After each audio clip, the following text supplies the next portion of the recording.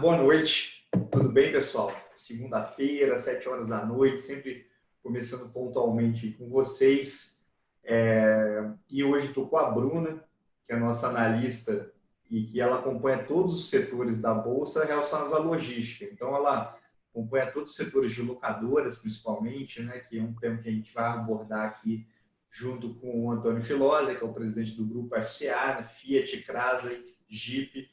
E eu estou junto com a Raquel, que é a nossa economista, porque para a gente tratar de um setor que é mais do que 20% do PIB, a gente tem que invariavelmente falar de economia, né? E eu estou com várias perguntas aqui. A Raquel olhou os dados de produção industrial, a gente vai querer escutar aqui do Filosa sobre isso. E esse é um papo que vai ser muito interessante para todo mundo. Eu queria agradecer a presença de vocês. Buonasera. Allora, Grazie. ringrazio il signore Antonio Filosa per la partecipazione e le passo la parola per le considerazioni iniziali. Perfetto italiano, complimenti. Não, Sulla- primeiro, Rafael, muito obrigado pelo convite. É um prazer estar com vocês nesse formato tão inovador que XP traz nessas lives. E nada, eu admiro muito a empresa, uma empresa que, a diferença de nós da FCA, que temos uma história de 110 anos, você tem muito menos que isso, mas a trajetória que vocês fizeram é incrível. Eu tenho certeza que, para o que falamos recentemente sobre o futuro, também vai ser espetacular. Então, é um prazer e estou à disposição de todos vocês. Raquel, acho que vou te passar a primeira pergunta, que você, como economista, vai colocar uma pergunta mais ampla. Perfeito. Bom, Antônio, eu acho que, como todo mundo sabe, né, a gente não precisa ficar aqui repetindo que a gente está passando por uma crise muito complicada, né, no Brasil e no mundo todo. Então, eu acho que ver a perspectiva de uma companhia multinacional no Brasil, ela traz essa visão perfeita do que vem a ser a crise, né, do que está acontecendo com a crise, que você vê tanto o mercado doméstico quanto você tem também o impacto do internacional, né, do que está acontecendo na Europa, do que está acontecendo no resto do mundo. E particularmente, né, a gente tem como o Furo até comentou no começo, eu dei uma olhada nos dados, né, de produção industrial, a gente está seguindo isso muito de perto, e o setor, né, automobilístico é o que mais vem sofrendo com essa crise. O que não é de se espantar, até porque se a gente tem tudo fechado, a gente tem as fábricas fechadas e a gente tem a produção paralisada, né? Então não é nenhuma questão só de demanda, que não estão demandando carros, é uma questão de as fábricas estão totalmente paradas. E eu acho que, não sei, seria interessante ouvir a sua perspectiva geral mesmo. Como que vocês estão tratando isso, né, na FCA? Quais foram os planos de vocês assim que vocês viram que essa crise estava chegando? Como vocês estão respondendo? E qual é a sua visão do que o governo tem feito aqui no Brasil para tentar mitigar os efeitos dessa crise na indústria? Muito bom. É uma pergunta bem ampla, como falou Rafael, mas vou tentar dar uma resposta a essa pergunta que é muito interessante. Bom, como você falou, a FCA é uma empresa global. Eu, como presidente da Fiat Chrysler Automobiles na América Latina, também integro o board global da empresa. Então, sentando no board, como board, a gente foi monitorando basicamente diariamente a crise, né? Nas várias regiões onde a FCA atua, né? A FCA tem uma força, uma presença muito forte no Norte América, né? Uma presença estratégica muito forte no Latino América, uma presença histórica na EMEA e também tem planos de estender a sua presença, que já é boa, na Ásia Pacífico, né? Então a gente, desde que começou a pandemia, que não era nem classificada como pandemia na Ásia Pacífico, a gente foi monitorando com uma governança diária a evolução da crise, primeiro sanitária, depois econômica nos vários países. Essa crise ela é interessante porque ela claramente é absoluta interessante negativamente, né? Ninguém gostaria de ter passado por isso e estamos todos bastante ansiosos para se livrar disso, né?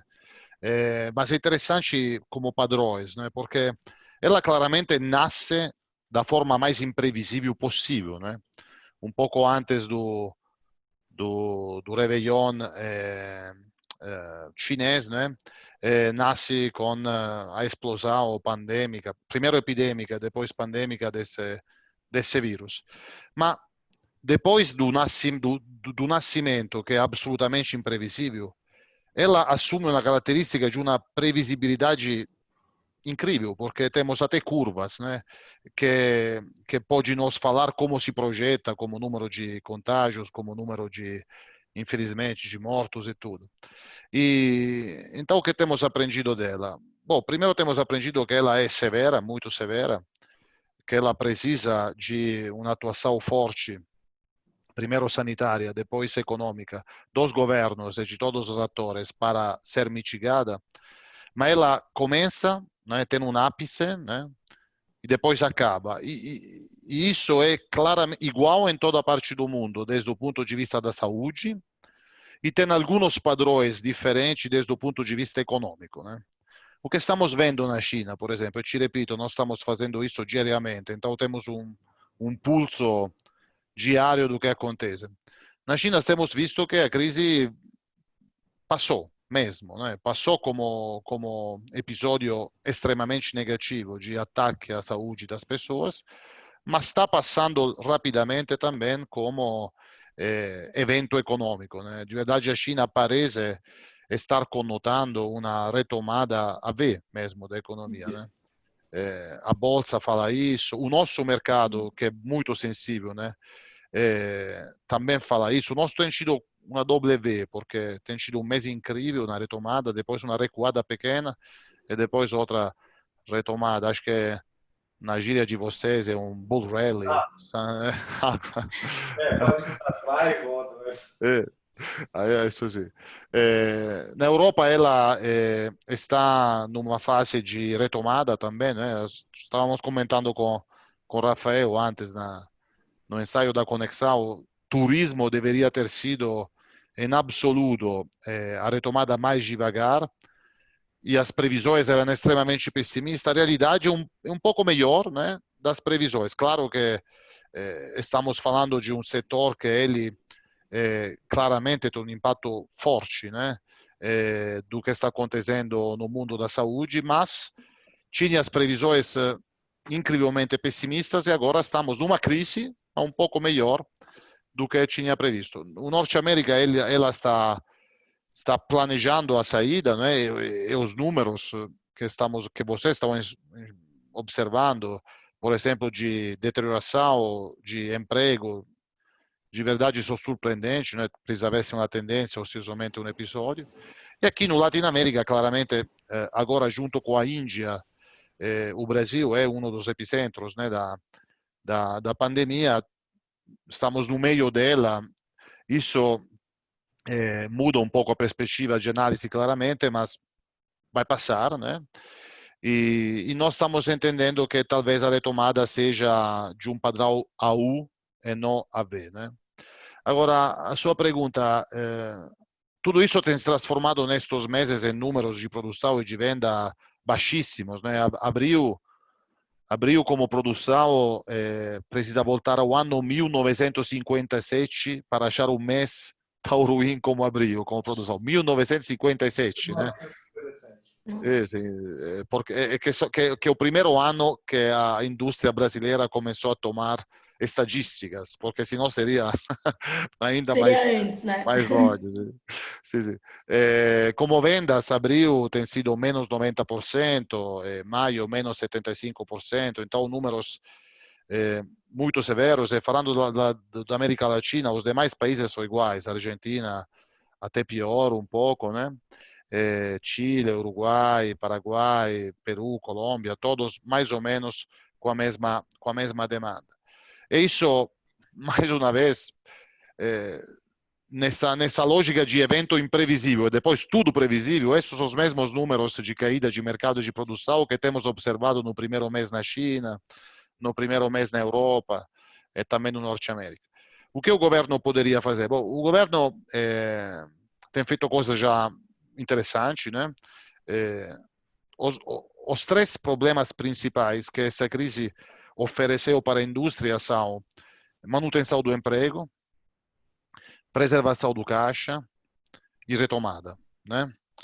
A manutenção do emprego para nós é um ponto crítico porque nós somos grandíssimos empregadores, né? Toda a indústria, junto com os fornecedores e as concessionárias, emprega no Brasil 1,2 milhões de pessoas, né? O emprego industrial da indústria, ele precisa de 6 meses mais ou menos de formação, de treinamento, para poder contribuir, né? Para agregar o valor que a gente espera. 6 meses de treinamento. Isso. Eu É uma considerando curva, claro. considerando uma pessoa nova, né? Isso. E geralmente custos e tempo de um mês e meio para o recrutamento. Então, se eu perco um trabalho qualificado hoje, eu posso substituir ele no mês e produtivamente a substituição ela é 7 meses, né? 6 meses, 7 meses depois. Então, manutenção do emprego é muito crítico, né? E claramente, num estado de demanda como a que falamos, teria sido impossível se o governo teria oferecido, de uma forma proativa, a medida provisória 936, né? Isso é, do nosso ponto de vista, para um período de tempo, uma boa solução, não é temporânea, claramente, mas uma boa solução porque associa uma flexibilização da jornada com uma redução dos custos, né? Então, o primeiro problema o governo tem endereçado rapidamente, né? Claramente temos que esperar a evolução do mercado, mas se o mercado retomar rapidamente, vai servir, vai cumprir o objetivo dela. O segundo problema é caixa, né? Quando você não tem revenue, claramente tem obrigações de remunerar fornecedores, manpower e serviços, e claramente o caixa vira um problema grave, severo, e tanto mais severo quanto maior é a espera para retomar um revenue interessante, né? Quando eu falo de problema de caixa, estou falando do caixa de todas as montadoras que são instaladas na América Latina, de todos os fornecedores que prestam serviço e vendem componentes para nós, e de todas as redes de concessionárias, além de serviços financeiros e de serviços de spare parts. Toda a cadeia, né? Isso. Você tem A nossa cadeia toda são uma 7 cadeia. mil empresas, contando todos, né? São 1 milhão e 200 mil empregos, como falamos. Então, é uma cadeia grande, né? E claramente tem... Filosa, isso contando os concessionários também, a turma de sistemistas e tal. Tudo isso, tudo isso. Eu queria até, se você puder, já contar um pouquinho para a gente como é que vocês, enquanto Fiat, né, enquanto grupo FCA, né, Fiat Chrysler, estão fazendo para poder manter essa rede de concessionários que é muito grande, né? E é um negócio que demanda bastante capital de giro, né? Você compra carro, vende carro, você tem mão de obra, o real estate das concessionárias é muito caro, né? Então, se você puder me contar um pouquinho disso, eu gostaria de te ouvir. Não, sem dúvida, obrigado. Se nós temos como preservação da caixa 3 áreas, né, de criticidade, né? Os fornecedores, né? E aqui dentro dos fornecedores temos vários níveis de vulnerabilidade, né? Tem aqueles fornecedores que são globais, que são grandes, que vinham com uma gestão própria, sobretudo financeira, muito profissional, então estão mais ou menos como nós, né? Enxergando uma situação crítica, mas ainda não crônica, né? E depois temos fornecedores de médio tamanho, até muitos pequenos, que não têm uma diversificação de mercados, porque são basicamente locais, e às vezes têm uma gestão financeira passada não exatamente perfeita, e claramente isso está gerando para eles problemas. Depois temos as concessionárias. As concessionárias, por definição, são todas empresas locais, né? São empresas de tamanho de médio para pequeno, né? Tem algumas grandes também, mas claramente são tamanhos que não são comparáveis nem a nós como montadora, nem a maioria dos fornecedores, e eles têm problemas de caixa também associados, né? Que estamos fazendo? Para ambos os lados da cadeia de valor, estamos primeiro comunicando muito, né? Então, nós toda semana temos com ferramentas digitais como esta, o nosso VP de procurement, que fala com todos os fornecedores, né? os nossos VPs de vendas, Fiat, Jeep e fora do Brasil, das outras marcas também, que falam com as concessionárias, né? Essa comunicação extensiva, ela permite primeiro entender aonde tem as best practices e como eventualmente rapidamente direcionar seja fornecedores, seja concessionárias para estas best practices. Por exemplo, tem ajudado muito na parte de concessionários a digitalizar quase toda a rede de venda para atender digitalmente os nossos clientes, né? E depois desse pilar de comunicação muito extensivo e muito robusto, que nos tem ajudado muito, claramente estamos trabalhando lá individualmente com algumas empresas que entendemos mais vulneráveis para entender quais são as possibilidades de melhoria da situação financeira deles. Aqui estamos falando de prazo de pagamento, estamos falando de antecipação para alguns fornecedores de ferramentais e tudo isso. Ações que não têm impacto no P&L, mas têm impacto no caixa e que na medida do possível estamos fazendo. Agora, como falei, nós não estamos numa situação crônica, mas estamos numa situação crítica, nós também como montador. E o nível de criticidade da situação ele é piorada porque antigamente todos nós, né, eu, os meus colegas da Volkswagen, da GM, tínhamos um telefone vermelho para ligar para o headquarter, né, a matriz. Agora cortaram o cabo desse telefone vermelho. Cortaram a linha. O cabo submarino. Infelizmente, esse telefone vermelho eu procurei, mas não achei mais. Então, por quê? Porque todo mundo globalmente está num momento, num processo de retomada. Né? Isso. A famosa compensação de um mercado com o outro não se aplica a essa crise, esse é um problema. Né? Então, eu estava falando do governo, digamos assim, a manutenção do trabalho ela foi sucedida como medida. Agora estamos falando com o governo de caixa, né? De caixa para nós e para a cadeia de suprimento de distribuição. E o diálogo tem sido construtivo. Vamos ver nas próximas semanas se existem reais possibilidades de criar algo estruturado nesse sentido. E a terceira coisa é a retomada, né? Então, estamos falando de perfil da retomada, né? Na China é V, é um V natural, digamos assim.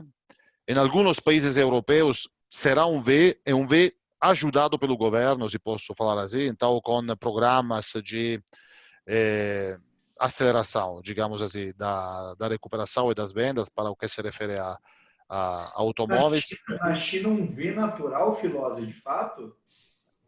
Sim, no sentido que é a demanda que está promovendo essa retomada, embora existe, como sempre na China, digamos assim, uma participação do governo nas rotas principais que a indústria deve tomar. Agora, os grandes programas que a gente conhece de sucateamento, digamos assim, das frotas, de incentivação das vendas, a gente está observando em alguns países europeus, né? Então, a Alemanha tem um desenho muito forte, Itália tem um desenho muito forte, França tem um desenho muito forte, e isso irá incentivar muito para o cliente final a troca do próprio carro, sobretudo visando a compra de carros eco-friendly, então, ou híbridos ou elétricos, né?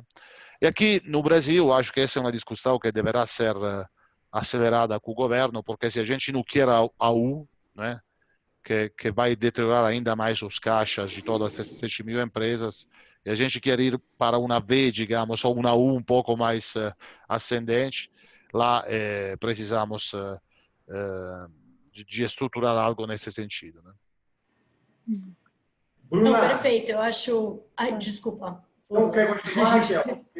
Não, eu só tinha uma follow-up aqui, só para mais curtinha, que era a questão que era a questão do crédito, né? Você mencionou que tem as frentes, que tem a frente da manutenção de emprego, a frente do caixa e a frente da retomada.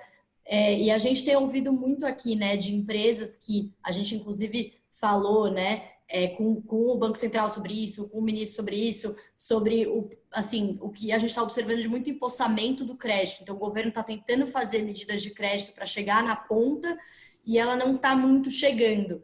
E aí, como você mencionou a cadeia, Eu queria saber se você tem alguma visão, assim, se as empresas, eu acho que na posição da FCA vocês têm uma posição mais privilegiada para acessar e, né, esse tipo de linha, se vocês estão usando e se você vê as empresas da cadeia mesmo, que são essas empresas menores, se elas estão conseguindo ter esse acesso ou se elas nem sabem que existe ou não conseguem pegar, como é que estava essa situação?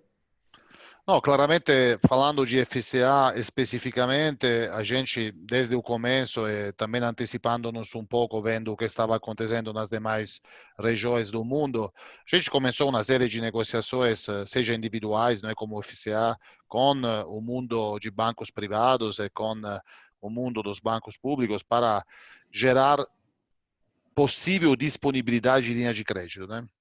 Essa é uma coisa.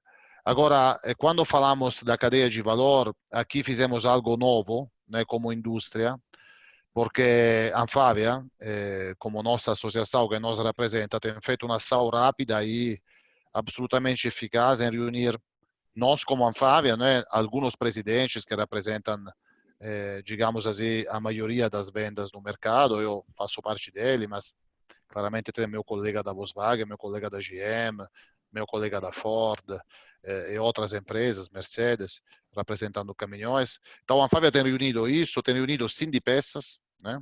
Ou seja, toda a cadeia de suprimento dos fornecedores, e tem reunido Fenabrave, e tem colocado com essa união de interesses, digamos assim, de intentos, essa mesa junto com o governo. Então, muito parabéns à Anfavea, Sindipesa e Fenabrave para ter articulado isso e vamos ver, porque no final o que mesmo pode ter problemas sérios na saída da crise, num período que pode ir de 3 a 6 meses, dependendo da retomada, é exatamente essa parte um pouco mais vulnerável da cadeia de suprimento e da cadeia de distribuição, né? As montadoras também não estão nadando absolutamente no caixa, ao contrário, mas claramente nós temos uma posição mais privilegiada respeito ao resto da De cadeia. acesso ao crédito, principalmente. Perfeito. Bruna. Vamos lá, então. Bom, Antônio, primeiro queria agradecer também aqui pelo seu tempo, por falar com a gente. Muito obrigada. Acho que a minha primeira pergunta é mais ou menos na linha do que foi comentado agora, né? Então, é muito em relação a como vocês têm respondido, né, a tudo isso que tem acontecido. Acho que como você bem colocou pouco tempo atrás, foi uma crise que veio de uma forma completamente inesperada, né? E entre diversas pontas que sofreram dentro desse período, a gente pode colocar o câmbio, né? Câmbio que hoje está no patamar acima de R$5, e existe uma possibilidade que ele permaneça num nível desvalorizado por mais tempo, né? E aí, acho que a minha pergunta talvez seja um pouco mais específica, mas dentro de um cenário em que o câmbio pode, de fato, ficar mais depreciado por mais tempo, né? Existe alguma perspectiva por parte da FCA de repente, repensar um pouco a cadeia de fornecedor? Existe a possibilidade de pensar um pouco em pegar o mercado local, talvez, de forma a se proteger, de certa forma, disso, né? E também, se você pudesse comentar um pouco sobre como o plano de investimento de vocês aqui no Brasil mudou por conta de toda essa conjuntura, né? Acho que, se eu não estou enganada, a gente tinha aqui uma expectativa de um investimento de 16 bilhões, né, no Brasil, só no Brasil, e uma parte, inclusive, relevante disso era para uma planta em Betim, né? E isso até 2024. Como é que fica esse plano de investimentos aqui no Brasil? Como que toda essa crise muda, né, a forma como vocês vão investir aqui? Filosa, essa pergunta da Bruna traz uma reflexão muito importante, né, sobre o que vai ser o sourcing, né, o fornecimento nesse mundo depois do coronavírus, né? Eu fico pensando assim, né, como é que o americano, na hora que ele se viu sem EPI, né, produto de equipamento de proteção, na hora que ele se viu sem respiradores, né? Então, como é que esse rearranjo global, né, da cadeia de fornecimento vai se dar? E aí a pergunta da Bruna é muito pertinente, porque nesse câmbio de R$5, né, talvez não faça sentido você ter um pouco de reindustrialização no país, dado que a mão de obra chinesa hoje não está mais tão barata também. É uma reflexão muito importante também que eu queria que você extrapolasse sobre esse futuro de sourcing, até numa perspectiva de menos globalização. Perfeito. No, é uma pergunta chave pela indústria. Então, vou tentar dar uma resposta rápida a isso, mas poderíamos falar muito disso. Mas, vamos lá. A resposta vai ser localização, como vocês falaram. Agora precisa entender um pouco o que significa isso. Nós, para desenvolver um carro novo, né, um programa novo, nós como FCA, mas todos os competidores, eles fazem isso em 24 meses. Então, tem a primeira ideia de carro, depois passam aos designers. Os designers criam as chamadas matemáticas de estilo, passam essas aos engenheiros, que criam as matemáticas de projeto, e essas matemáticas são passadas aos fornecedores, né, mais ou menos 6 meses depois. E os fornecedores trabalham 18 meses para construir os ferramentais, começar a fazer as primeiras peças, enviar as peças para nós, para começar a assemblagem dos protótipos, depois dos carros finais. Isso para ser rápido. Então, quando falamos de trazer fornecedores para o Brasil, a gente gera business case, né, para isso, tentando antever o que vai acontecer de hoje até 18 meses, quando estes fornecedores verdadeiramente terão fornecimento para nós. O problema do câmbio não é tanto a volatilidade, não é tanto, perdão, o valor, né? Então, é a extrema volatilidade desse período, porque todo o business case ele tem hoje uma parcela de risco gigantesca que é exatamente maior quanto maior essa volatilidade. Então, se nós temos observado o que a Real tem feito nas últimas... Eu vou deixar isso claro para quem nos assiste. O problema não é o câmbio estar R$5, ou está 4, ou está 6. O problema é que às vezes ele está 4, às vezes está 5, às vezes está 5. Então, para a indústria, para decisão, para tomar a decisão do Filosa como presidente do Grupo FCA e outros grandes grupos industriais, o que muito importa é essa previsibilidade do câmbio. Perfeito. Assim como a previsibilidade de todo, você pode extrapolar para todo o ambiente de negócios, né? Então, o pior, eu sempre digo isso, tanto para investimento, principalmente quando você está olhando para investimento de longo prazo, como é a indústria automobilística, né? É muito importante você ter a previsibilidade, né? A previsibilidade no câmbio, a previsibilidade na jurídica, que forma um ambiente de negócios mais estável, né? Você sabe planejar, o problema é se muda uma regra no meio do caminho, ou muda a volatilidade do câmbio. Como é que toma a decisão sem essa previsibilidade, Filosa? Conta aí pra gente. É isso. Bom, temos vários algoritmos, depois temos a moeda. A Raquel vai te contar como é que vai estar o câmbio no final do ano, né, Raquel? Ótimo. Exato, a gente combina. Não, precisa de uma dose de coragem sempre associada a muitas horas de análise, né? Mas se o câmbio ficar em 5, por exemplo, ou começar a oscilar numa banda de 4,7 a 5,3, lá os caminhos de localização são infinitos. De verdade, nós já somos uma empresa fortemente localizada no Brasil, temos muitos fornecedores no Brasil, mas nós não somente poderíamos atrair mais para o Brasil, mas poderíamos pedir ao nosso fornecedor Tier 1, de primeiro nível, atrair os fornecedores dele, Tier 2, porque essa é outra complicação. Nós hoje compramos, por exemplo, a rádio, né, ou infotainment, de fornecedores que estão aqui no Brasil. Mas toda a parte de Tier 2, ou seja, de componentes, de sistemas, que eles assemblam, vem de fora.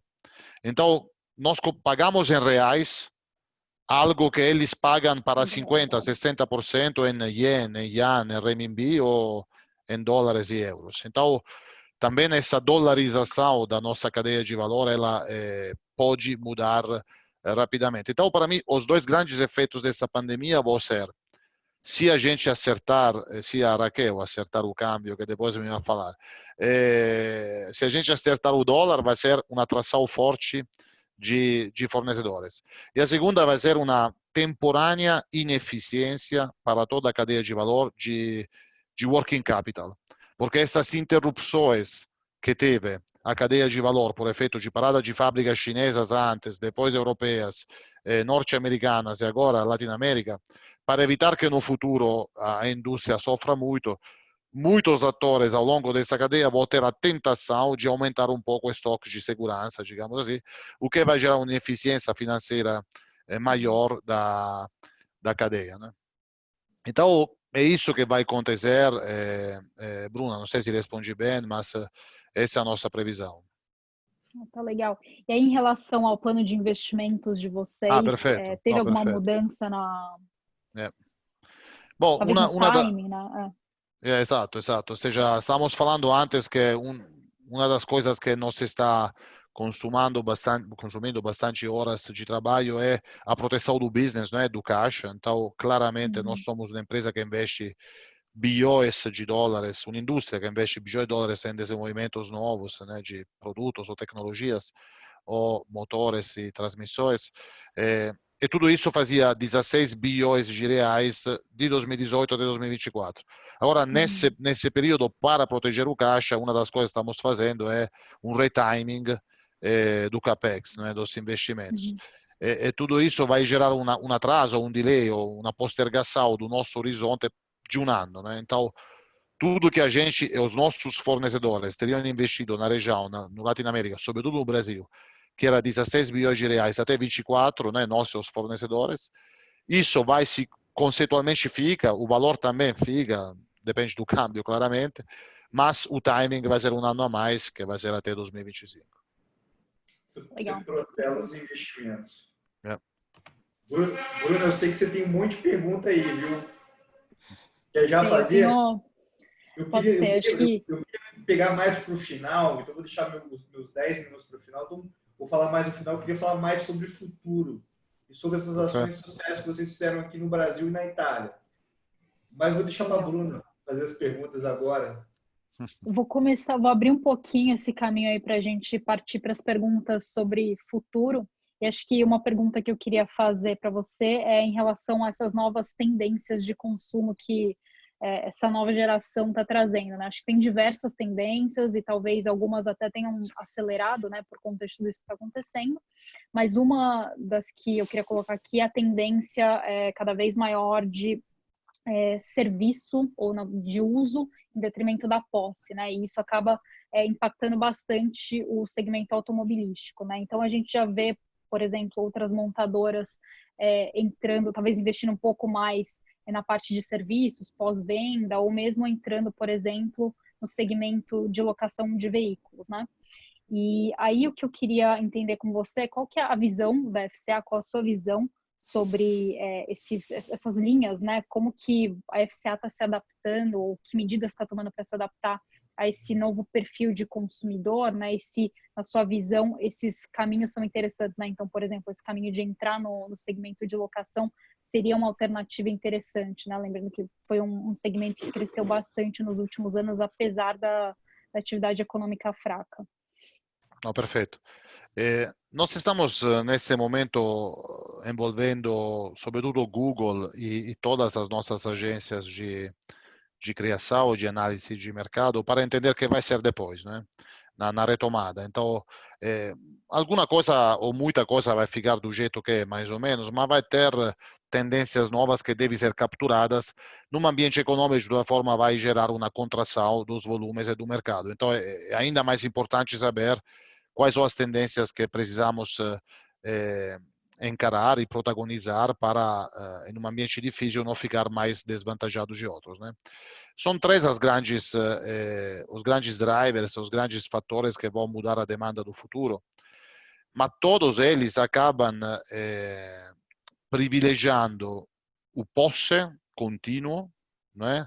Que serviços de locomoção através de Uber, aplicativos ou coletivo.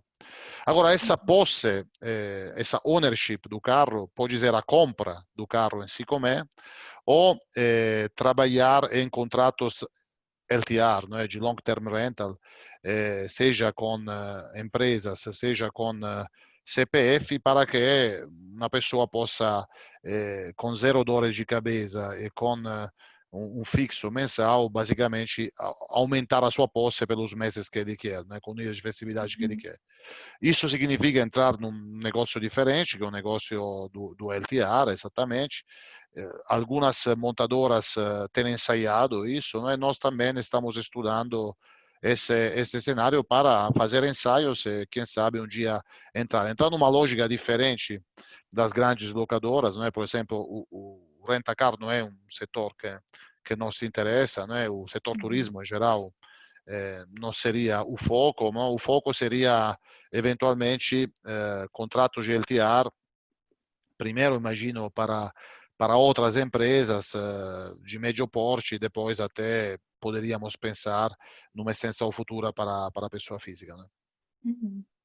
Perfeito. Obrigado. Obrigada.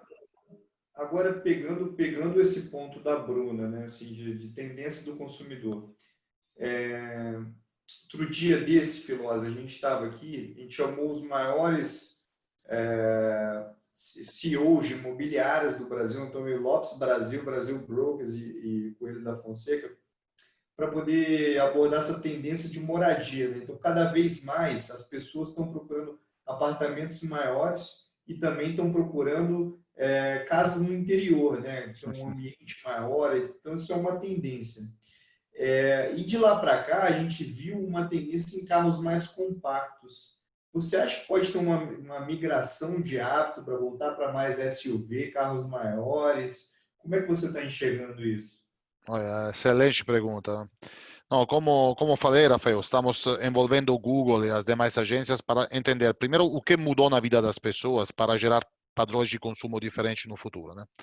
Então, basicamente, o que aconteceu? Nós até agora temos identificado 3 principais drivers de mudança. Repito, talvez 70, 75% do mercado vai ficar do jeito que a gente deixou, mas vai ter um 25, 30, 35% de mercado que vai ser pautado por padrões de consumos diferentes no futuro. Quais são os 3 drivers? Tem uma parte da sociedade brasileira e latino-americana, uma parte que tem a sorte de ter entrado na crise bem como caixa, como estrutura de negócios, e até alguns deles têm até aumentado o volume de negócio deles porque têm se profissionalizado no mundo digital, etc., né? Embora estejam em casa. E estas pessoas, elas agora estão em casa, né? A maioria delas sonhando a volta a viajar, a volta a ter vinhos fantásticos de 250 euros por garrafa, né? Espero todos italianos, e a volta a poder compensar uma parte de desejos que eles têm reprimido, né? Eles são pessoas geralmente abastadas, sem problema de caixa, então vou ter uma volta ao consumo com zero compromissos. Então, tudo que eu queria, não vou fazer mais compromisso comigo mesmo. E isso vai ser também na direção do carro do sonho, né? Então, olha, talvez no passado eu fazia compromissos com uma visão mais funcional do veículo ou com uma visão mais geográfica do veículo, né? Eu moro tão perto do trabalho, porque vou precisar de um carro grande, mas essas pessoas voltando ao consumo para 6 meses, 9 meses, 12 meses, eu vou falar, eu vou comprar o que sempre quis comprar, tenho que matar o atraso, né? Isso. Te vou fazer um exemplo, né? Depois da influência espanhola na Europa, que matou milhões de pessoas no mundo, né? Acho 1 milhão, 1,5 milhão de pessoas no mundo. Na Itália, especificamente, nos textos médicos, depois, uma das palavras que mais multiplicaram a sua presença era cirrose, porque teve uma explosão de consumo de vinhos ou de whiskies ou de destilados que naquele período a gente que estava em casa com dinheiro para fazer isso, mas não podia e não existia entrega em casa, né? Não podia. Então, bom, voltando, vou tomar tudo que posso, né? Então, esse é o consumo que chamamos de celebration. Isso vai acontecer depois da crise. Depois tem um segundo driver que é mudança de hábito, que você falou, né? Durante a crise, infelizmente, teve pessoas que decidiram divorciar, infelizmente, e vão divorciar na volta, né? E vão ficar separados. Então, antes uma família podia ter um carro, agora essas pessoas que vão morar diferentemente vão multiplicar a demanda de carros.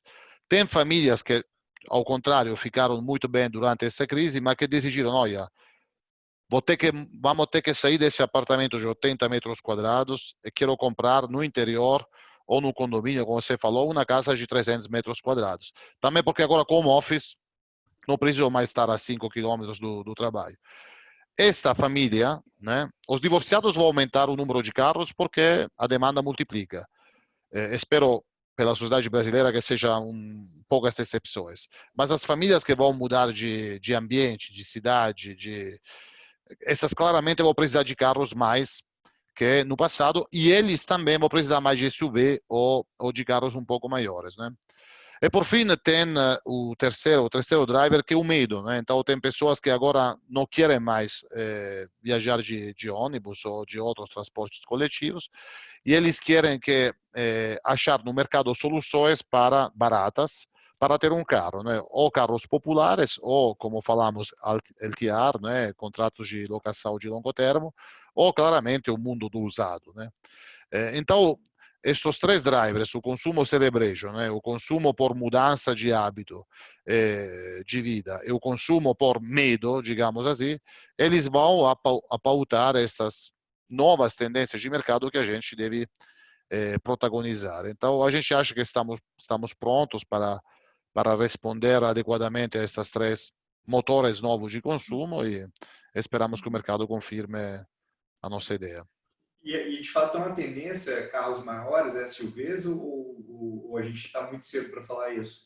Os caras do consumo celebration que vão matar o atraso, digamos assim, que não vão fazer compromisso, vão comprar SUV. Os carros que as pessoas que mudaram com a família para o interior, eles também vão comprar SUV. Agora, aqueles do medo, digamos assim, movidos à preocupação sanitária, a maioria deles que vai comprar um carro vai comprar um passenger car, um carro de passeio de entrada. Tá. Agora, você falou do eco-friendly, né? E hoje o tema do ESG, né, do Environmental Sustainability Governability, é um tema que muitos fundos só podem investir em empresas que cumprem esses critérios. E você viu, ao longo do tempo, as empresas que são ESG outperformando os pares, né? A XP, semana passada, colocou de pé uma diretoria de ESG. A gente está muito focado nesse tema. Eu queria pegar esse gancho do ESG para falar de futuro, para falar de carro elétrico. Acho que é um tema que eu coloquei no meu Instagram as perguntas, né? O que você quer escutar do presidente da Fiat, do grupo FCA, Fiat e Chrysler, né? E uma era o seguinte, olha, hoje você vai pegar o valor de mercado da Tesla, maior do que de quase todas as montadoras, né? Maior do que de algumas montadoras, né? O que isso mostra para a gente? O que isso mostra sobre o futuro? Queria essa reflexão sua. Tesla já virou, entre aspas, tradicional, né? Mas se a gente vê, por exemplo, a Nikola, né, que acaba de fazer uma IPO nos Estados Unidos, é uma startup também que não tem um histórico de fabricação de carro, e a Nikola, que tem um modelo parecido de negócios ao que Tesla está desenvolvendo e com sucesso fez, ela começou estreando na bolsa com um valor de capitalização maior que Ford ou que FCA, como nós, por exemplo, né? Que significa? Significa que existem duas coisas que os mercados financeiros estão premiando bastante, né? Na indústria. Aquelas empresas que têm robustos planos de investimentos na eletrificação, né? Em geral, em soluções de mobilidade ou híbridas ou elétricas, ou seja, baixo impacto ambiental. É a segunda forma de premiar as empresas, ou aquelas empresas da indústria que elas começam a entrar em mais setores da cadeia de valor toda, né? Porque a cadeia de valor toda, que então inclui matéria-prima, inclui componentes novas, como baterias, lítio, etc. Inclui a manufatura e a distribuição dos carros, assim como serviços financeiros e assim por diante. É uma cadeia de valor muito ampla, que depende absolutamente de quem faz os carros, mas quem faz os carros não sempre são os que conseguem monetizar mais a sua essencialidade dentro dessa cadeia de valor. De verdade, tem partes dessa cadeia de valor que tem historicamente EBITDA maiores que quem produz e quem vende carros. Então, os mercados financeiros nos parece que eles premiam muito essas duas tendências, né? Agora, falando da tendência de elétricos, uma das coisas que aconteceu, por exemplo, a FCA, que ela nunca tem colocado em discussão o próprio CAPEX de hibridização ou eletrificação para o futuro. Então, nós temos dentro do board definido cancelamento de alguns programas tradicionais, retiming, reschedulamento de outros, mas ninguém nunca tem colocado em discussão o que temos de previsão de investimento, que estamos investindo já no nosso futuro elétrico, no nosso futuro híbrido. Ou seja, isso vira um pilar absolutamente global e absolutamente necessário para todos.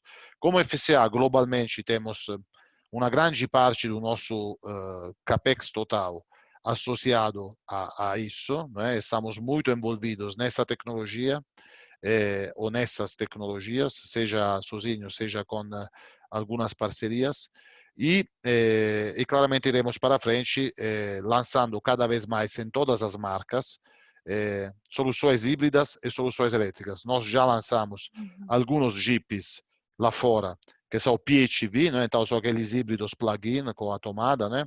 Temos quase todo o line-up global com mild hybrid, com mild hybridization, ou seja, com BCG, ou seja, com alternadores que ajudam no recarregamento de energia e na cinemática dos carros, né? E elétricos puros. Então, por exemplo, a Fiat vai lançar o primeiro carro elétrico compatto nosso, que é o 500 Battery Electric Vehicle, vai fazer isso em Turim. Nós, no Latam, claramente estamos associados a esse programa. No começo, vamos a começar importando, né, carros elétricos e carros híbridos para ensaiar o mercado. Era previsto no final desse ano, agora temos que ir no primeiro semestre do ano que vem pelo tema da conservação do caixa, e depois do ensaio vamos ver qual é a resposta do mercado, e lá claramente iremos a tomar decisões também de localização, que acho que vai acontecer, precisa haver o timing dessas tecnologias, né? Agora, na América Latina, sobretudo no Brasil, além de carro elétrico e híbrido, a grande força do Brasil é a própria matriz energética, e no caso de carros é o etanol. Então, o etanol, ele nos permite ser quase neutral no conceito from well to wheel, ou seja, do plantio até o tubo de escapamentos, no ciclo de uso de um carro, né? Durante o plantio da cana-de-açúcar, a gente resta CO2 da atmosfera e devolve oxigênio, e claramente no uso do carro isso se inverte, no final a equação é quase zero. Então, o Brasil já promovendo ainda mais etanol, ele chega a ser eco-friendly, né, na indústria, e claramente vai introduzir eletrificação, vai introduzir híbridos, e vai ser cada vez mais. O Brasil tem a chance de ser, quem sabe, das indústrias quase com menor impactos ambientais do futuro, quando a gente se projeta em um horizonte de 10, 15 anos para frente. Interessante esse ponto do etanol, que a gente às vezes esquece de abordar, que realmente o impacto ele é muito positivo para o meio ambiente, e aí junto com a questão dos carros elétricos, esse combinado ele pode gerar bastante impacto. Raquel, Bruna, eu tenho duas perguntinhas agora, falar mais a parte humanitária, mas se vocês quiserem fazer, vocês duas agora, essa penúltima rodada, para a gente entrar na final, vocês que mandam aqui. Não, perfeito. Eu ia até fazer um comentário sobre o próprio etanol, né? Mas acho que o Antônio já até respondeu, que era a questão de se ele achava que, bom, a gente tem uma indústria, né, do agronegócio muito produtiva no Brasil, né? É realmente um setor muito produtivo. E se você via uma volta, né, um crescimento grande, porque a gente teve ali uma certa, enfim, nos últimos anos, né, a indústria de etanol, ela acabou, mesmo sendo produtiva, ela acabou sendo um pouco atropelada pela própria política de preços, né, que foi estabelecida aí na época, né, pela política de preços aí da gasolina, que fazia com que o preço não refletisse, na verdade, o preço, né, do combustível real da gasolina. Então, o etanol acabou saindo perdendo nessa.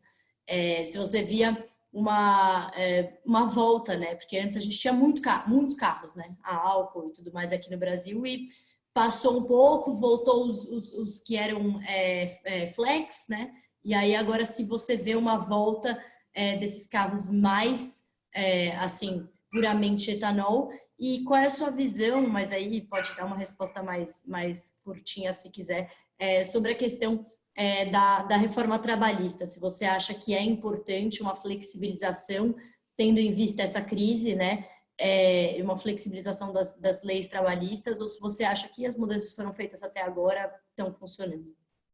Ok. Sobre o etanol, o futuro passa por duas rotas tecnológicas, né? Primeiro, o etanol é um recurso incrível do Brasil. Quando a gente compara o que o agronegócio relacionado ao etanol faz no Brasil e compara, por exemplo, com os Estados Unidos, onde também a produção de etanol, embora não seja de cana-de-açúcar, mas seja de milho, ela é muito forte, você entende que o Brasil tem duas forças gigantescas. Primeiro, a grande produtividade, né, das fazendas. Segundo, o etanol que vem de cana-de-açúcar, elas têm características para a combustão dentro dos carros melhores que o etanol que vem do milho. Então, seja em si o produto que é feito no Brasil, seja a produtividade do agronegócio no Brasil, ela é monstruosamente positiva. Então, acho que o Brasil pode criar futuros fantásticos se somente pensar somente no agronegócio, né? Sem falar de tudo o resto que tem, começando das pessoas, claramente, que é de uma excelência incrível. Então, o etanol é um recurso gigantesco. O etanol também tem uma cadeia de distribuição absolutamente madura, né? Em qualquer posto de gasolina que você for, por exemplo, claramente tem. Quando falamos, essa é a primeira rota, é continuar investindo na produtividade e digamos, na menor volatilidade do mercado, digamos assim, que passa por outras considerações, e na distribuição. A segunda rota tecnológica é nós, como montadoras e os nossos fornecedores, investir em modelos de motores flex, não porque o etanol 100% também funciona, mas você deve estar sempre preparado para misturas, mas de alta eficiência, né? Então, nós estamos fazendo esse papel. Eu claramente conheço os nossos planos de investimentos nesse sentido, mas sei também que os nossos competidores estão trabalhando fortemente nisso. E, digamos assim, o agronegócio já está muito preparado, assim como a distribuição. Então, estas duas coisas juntos, né, elas vão claramente ainda mais impulsionar o mercado que, para mim, somente tem a crescer, né? É um pequeno Eldorado, digamos assim, dentro do Brasil, a possibilidade de ter produções de etanol de tanta qualidade. Em relação ao mundo do trabalho, bom, primeiro, muito tem sido feito já, né? Então, a reforma trabalhista tem sido feita e logo depois, de uma forma temporânea, a MP 936 tem sido feita, né?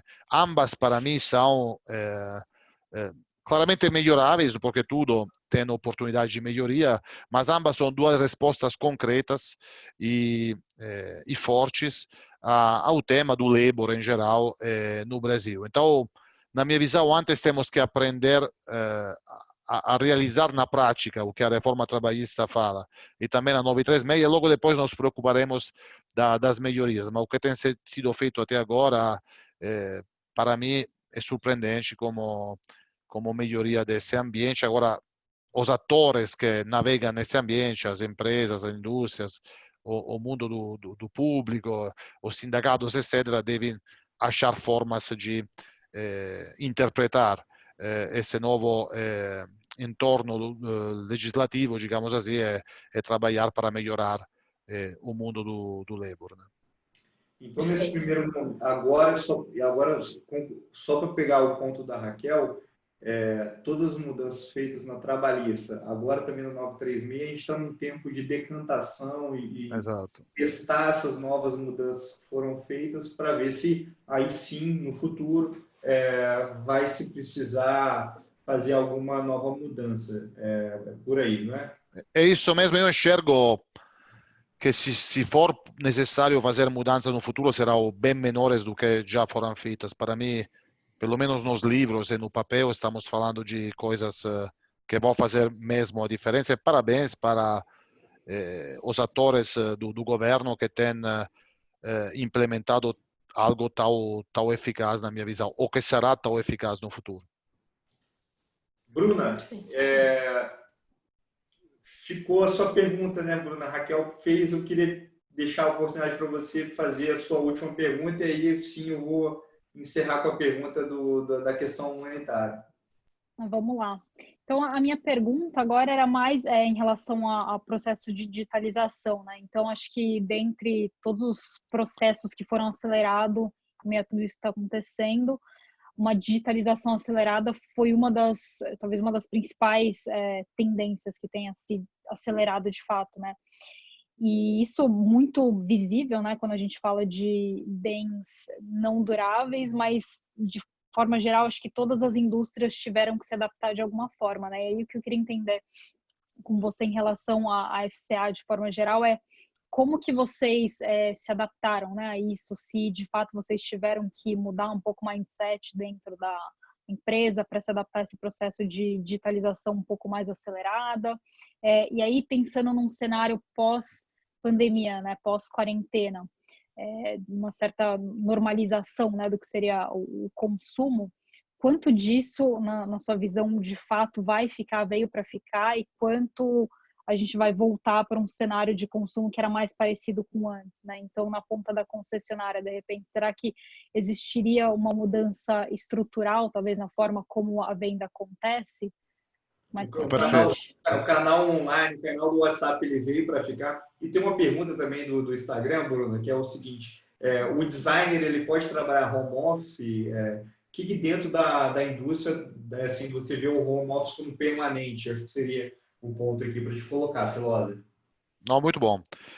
Falando de digitalização dos processos principais, né, do nosso negócio, eu acho que talvez a Bruna estava falando mais do processo de venda, né? Mas claramente tem os processos internos também que passam muito por móveis. Claro. Falando de venda, te vou dar somente um dado, né?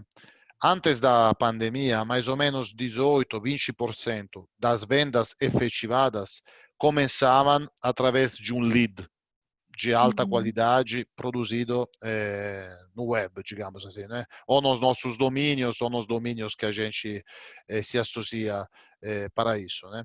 Agora, essa percentual passou de menos de 20% a mais de 60%. Então, triplicou depois da pandemia. Então, basicamente, não existe venda que não foi através de uma abordagem, depois de um processo de engajamento, de um lead digital, né? As vendas que não são assim são outro tipo de venda, tipo vendas para leilões do governo ou de algumas instituições, assim como contratos feitos com renta-car ou com parceiros de grandes frotas.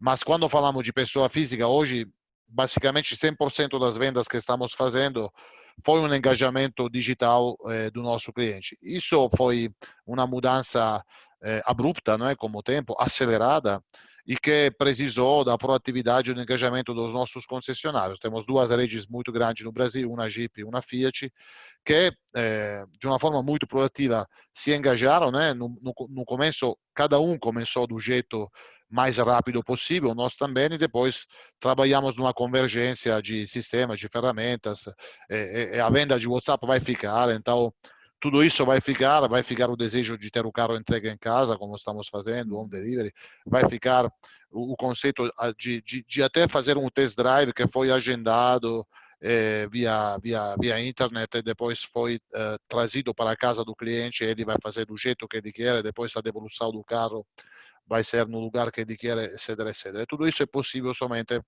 impulsionando a digitalização desse processo. Todos os demais processos da empresa, todos eles também aceleraram muito a possibilidade de home office, né? Então, o design, que é um caso que foi trazido à tona lá no Instagram.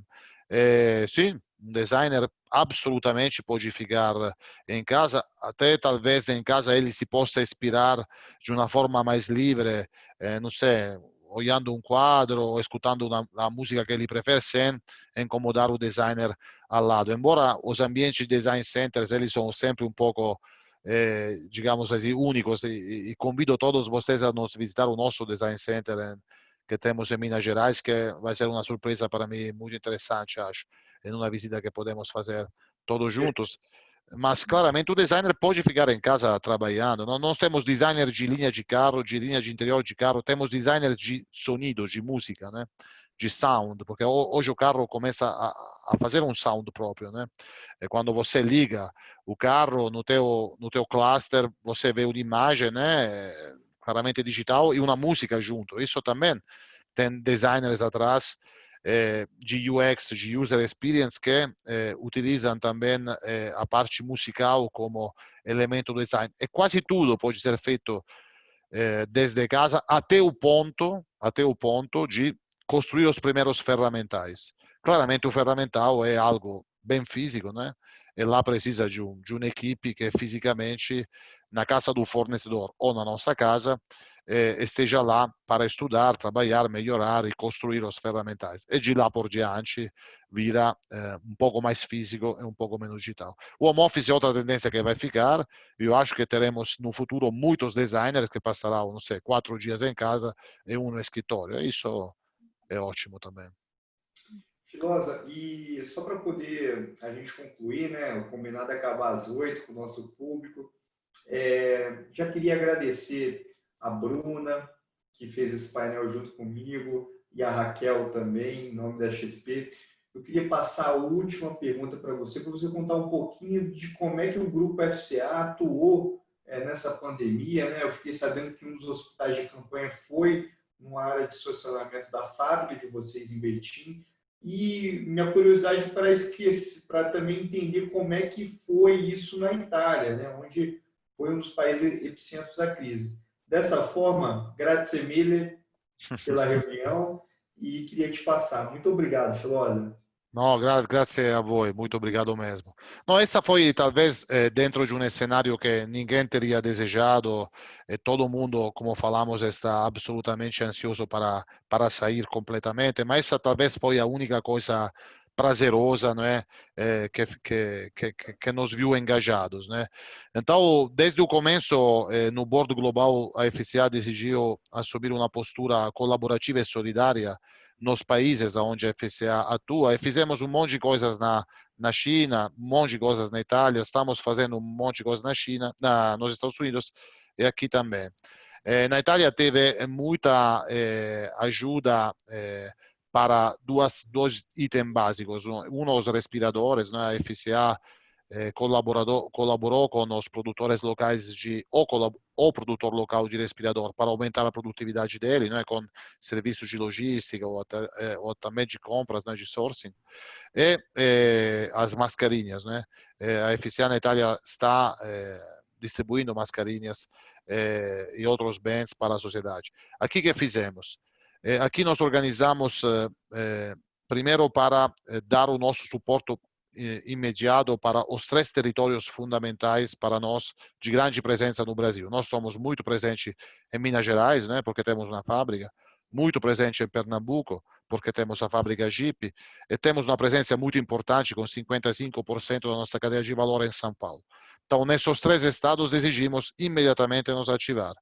Em Betim, fizemos um hospital de campanha para até 200 leitos, com uma grande colaboração com a prefeitura de Betim. Em Pernambuco, fizemos outro hospital de campanha de 100 leitos, também colaborando muito com o estado de Pernambuco. Também na Argentina, né, em Córdoba, fizemos um hospital de campanha.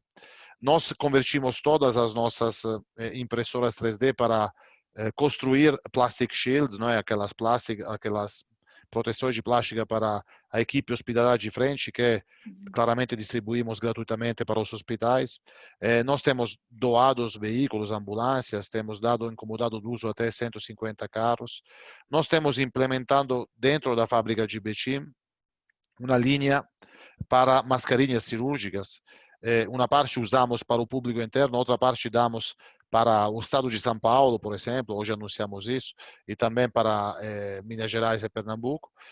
Nós temos formado 18 técnicos de manutenção junto com o Senai para dar manutenção aos respiradores, né? Já recebemos 300 respiradores estragados ou que estavam parados por algum defeito de funcionalidade nas 2 fábricas, em Pernambuco e em Betim, onde fizemos 2 áreas de manutenção para respiradores e estamos devolvendo eles em perfeito funcionamento.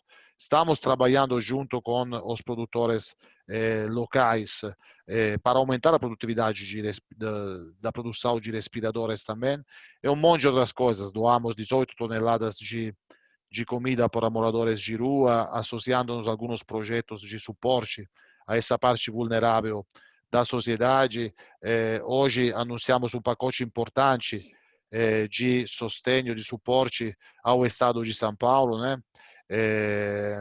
Seja através de doações para compras de bens necessários para a sociedade, seja através da doação de mascarinha cirúrgica.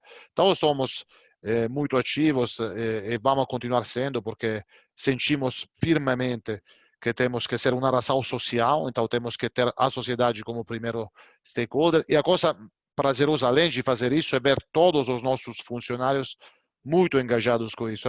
No começo lançamos na mesa esse desafio e depois de 2 semanas era o contrário. A gente não conseguia mais implementar tudo que eram os projetos dos nossos colaboradores e começaram a filtrar os projetos mais importantes e dar prioridade a isso. Mas, mais uma vez, eu sempre fui muito orgulhoso de todos os meus colaboradores, são 26 mil, né, que nós empregamos na América Latina, e esse orgulho era muito pautado para a avaliação da capacidade profissional deles. Agora vejo todos esses valores humanos no campo, então agora o meu orgulho claramente multiplicou por 1000. Então, digamos, dentro de uma experiência negativa, tem essa parte prazerosa de ver tudo isso acontecer. Vai deixar esse legado de aprendizado. Filosa, obrigado. Quero agradecer a você, a todos os colaboradores da indústria automobilística como um todo, né? São mais de 1.200.000 colaboradores nesse setor e representam mais de 20% do produto interno bruto do país. Então, a vocês aí também, a gente deixa o nosso abraço. Muito obrigado a todos que acompanharam com a gente essa reflexão sobre o setor automotivo e o papel também social das empresas. Obrigado, Filosa. Obrigado, Grupo FCA. Obrigado, Bruna. Obrigado, Raquel. Até a próxima, pessoal. Boa noite. Até mais. Obrigado, grazie mille a tutti. Obrigada, boa noite. Muito bom. Tchau, Boa noite. boa noite. Obrigada. Boa noite.